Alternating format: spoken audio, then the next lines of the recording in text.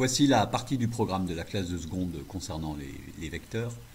Alors, l'avertissement est ici.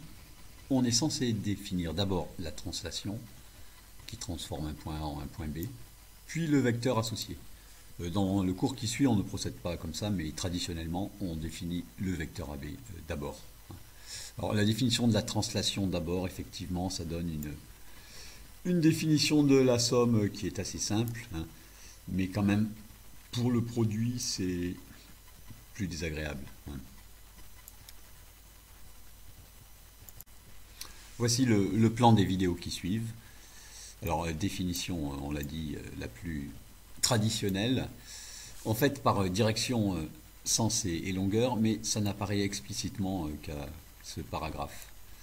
Alors, pour ce qui est des repères, il y a ici une première version qui consiste à partir de ce que savent les élèves, c'est-à-dire lire les coordonnées d'un point, puis définir les coordonnées d'un vecteur.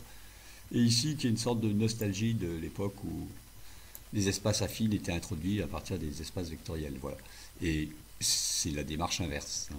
C'est-à-dire qu'ici, dans la version 2, on définit les coordonnées d'un point comme ceci.